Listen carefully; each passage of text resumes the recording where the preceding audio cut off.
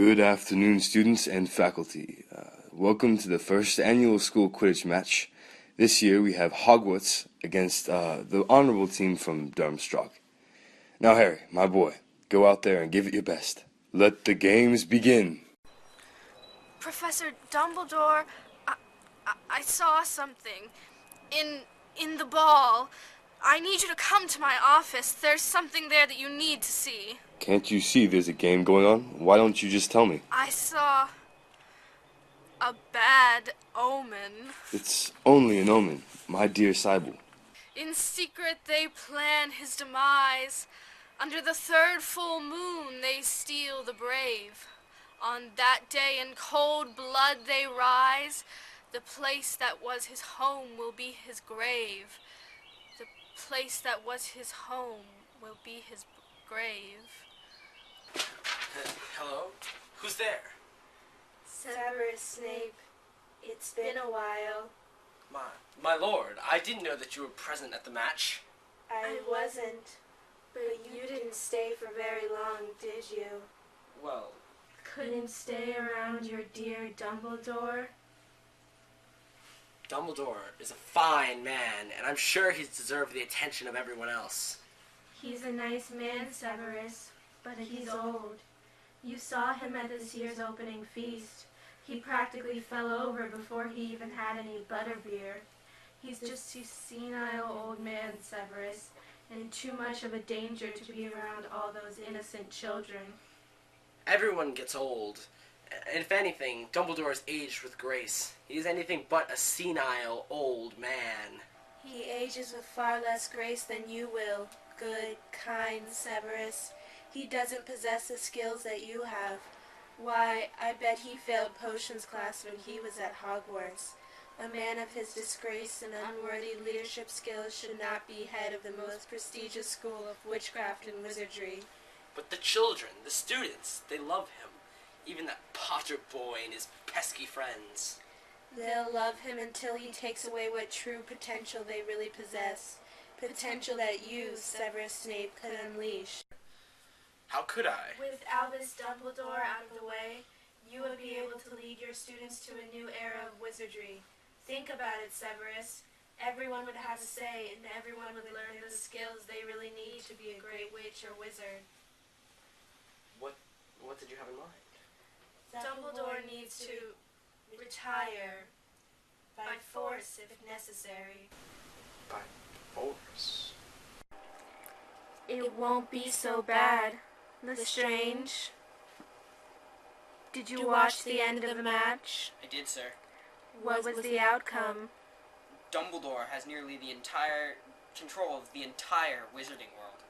What? Yes. And Potter won. After the match, he walked up to a microphone and offered Dumbledore the position of Minister of Magic. Potter did what? Aye, 3 times even.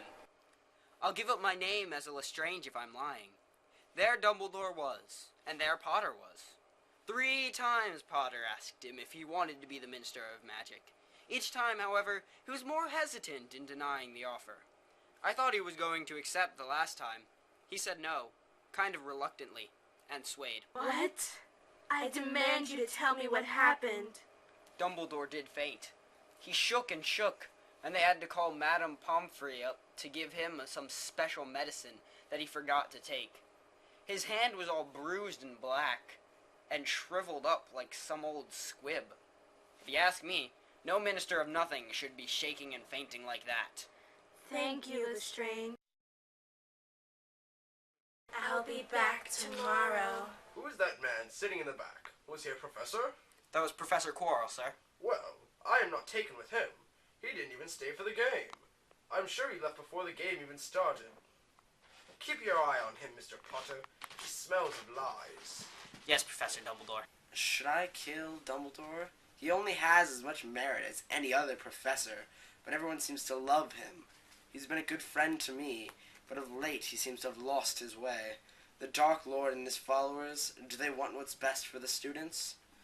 Do I? Do the students care that Professor Dumbledore breaks his own rules?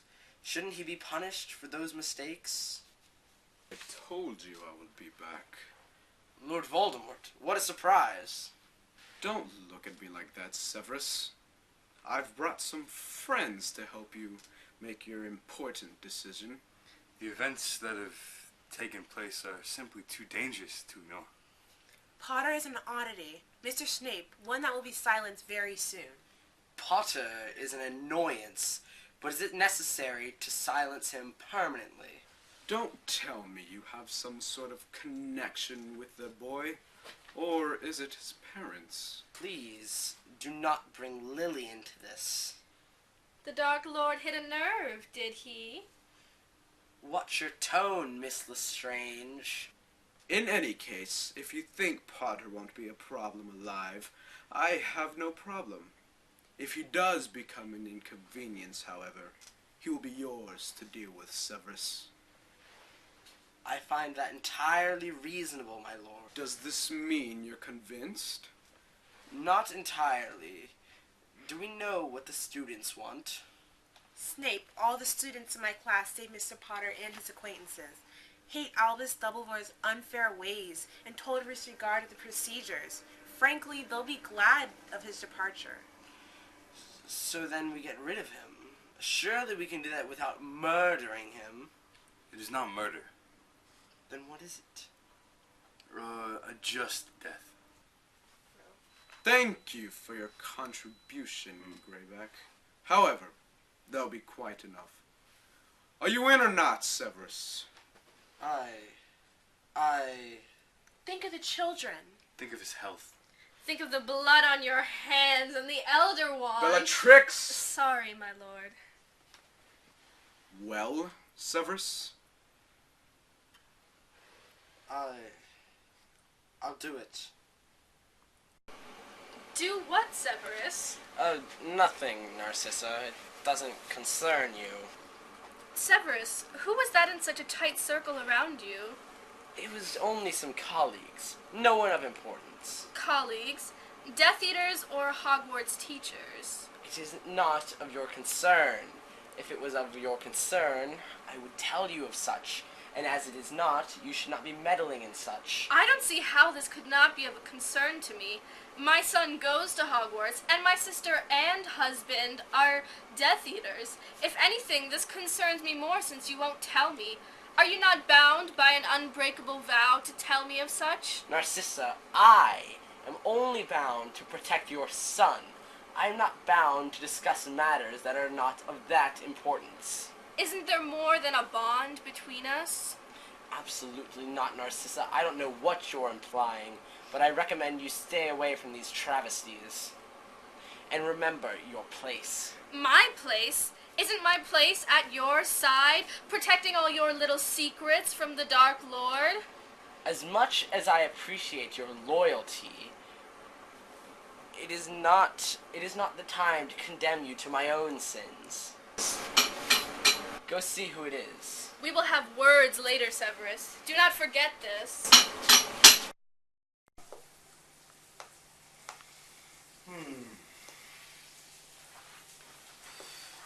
It's time for me to start my day. Come in. Pardon me, Albus, but I've just had a disturbing vision. I'm sorry, Minerva, but I have a professional conference to attend. That's the thing, I don't think you should go to this conference. But I've been invited by the Minister of Magic himself. I don't care who invited you. It would do you more good to stay home than to go somewhere else. How come? Albus, I've had visions. They petrified your body and set the 3 broomsticks on fire. Oh my. The students played in your Oh my. ashes. Please, stay alive, my. Albus. Stay home. If you insist, I shall stay to humor you. Thank you. Oh, Malfoy. Professor Dumbledore, are you ready to attend the convention? I'm afraid to let you know, but I shall not be attending today because Professor Minerva here has told me of all of the terrible things she has envisioned in her dreams. Oh, really? I'm so sorry to hear that. I guess you won't be able to meet the Minister of Magic. Sadly, no. Or the ambassadors from all the wizarding schools? No, not at all. You must attend, dear sir. For all the other wizards will be expecting the great Dumbledore, the only one who Lord Voldemort has ever feared. I'm sure that is an understatement, Mr. Malfoy. I'm sure that there's some sort of... Professor Dumbledore, there has only been one wizard who in all of the Dark Lord's reign has ever feared. I implore you to attend. I don't think that's such a good idea, Mr. Malfoy, but I thank you for your kind words. Imagine not only kind words, but the attention of all the wizards all over the world. Why would Professor McGonagall be more important than making those connections? You make an interesting point, sir. You can't be serious. I have made up my mind, Minerva. Mr. Malfoy, please, take me to the convention. With pleasure.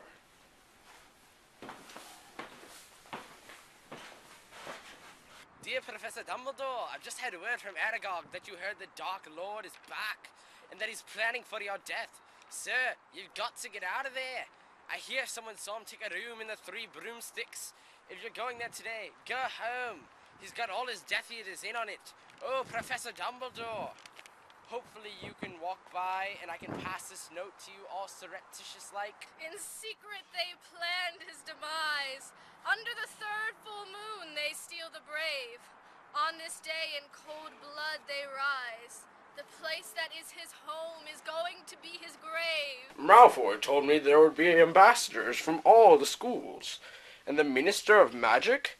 Perhaps they're late, or have been detained for some unknown reason.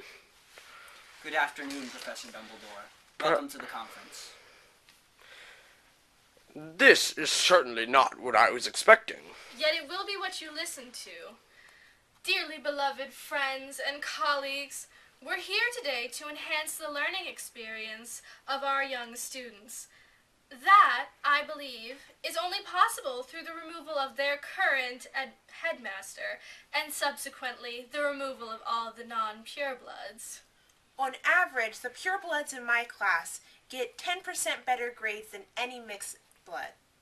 It's just fact that this school needs to benefit from the consolidation of its staff and student body, starting with you, Professor. Stupefy. Expelliarmus. Crucio. Ah! I'm sorry. Even you, Severus? Avada Kedavra! Ready, set, go. I think our work here is done. I heard noises coming from downstairs. Is everything all right? Dumbledore! Professor Dumbledore! We need to call for help. Actually, Mr. Potter, I think you'll be surprised at the number of people who wouldn't help. Did you all do this? Not just I, Harry Potter. Professor Snape? Don't act so surprised, Potter. And shouldn't you be in class? 10 points from Gryffindor.